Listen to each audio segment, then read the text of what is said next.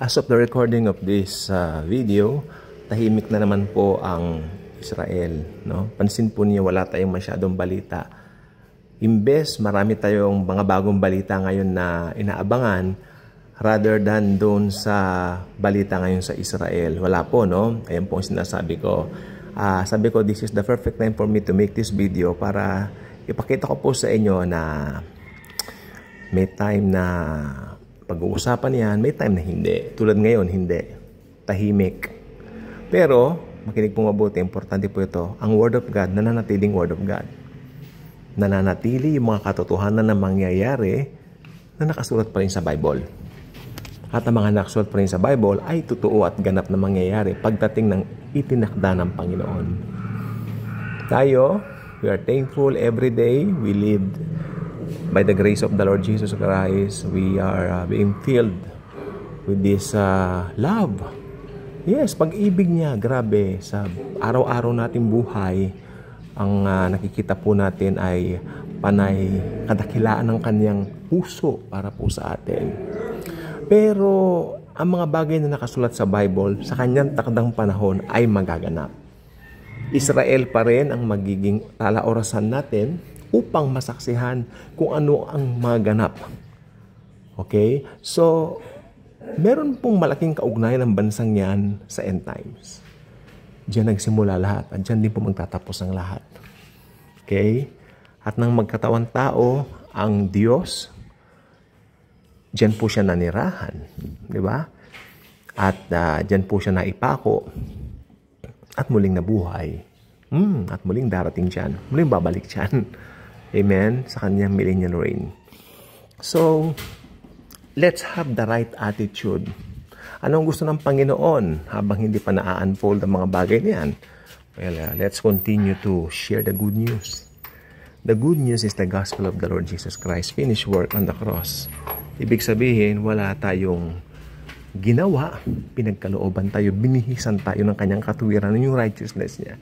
That's why our righteousness is the righteousness of God in Christ Jesus. Sa atin po ibinihis yan. So napakapalad mo po kung tayo, napakapalad po natin dahil mga Kristiyano na po tayo.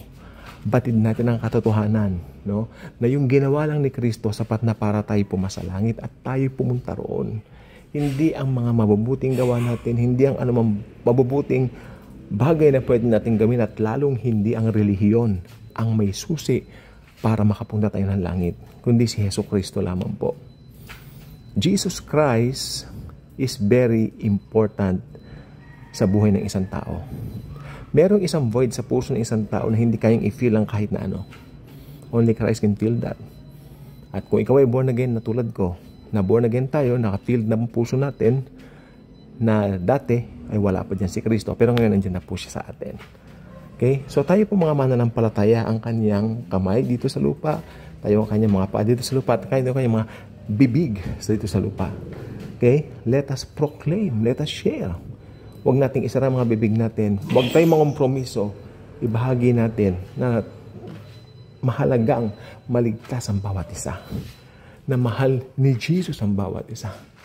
Okay? And the world can only hear Jesus through us. Tayo mga ambassadors niya. We are the ambassadors of Christ. Okay? And I truly believe, built-in na po sa atin yung desire na i-share ang biyaya ng Panginoon sa iba.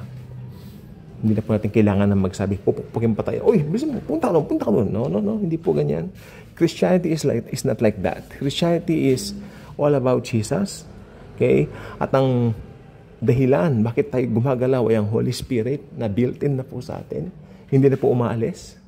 So, we need to share Jesus bago ma-unfold ang mga bagay na ito. Kasi ang rapture po magaganap kung kailan maayos ang lahat. Rapture will happen. Kung akala ng tao lahat ay maayos, walang problema, okay?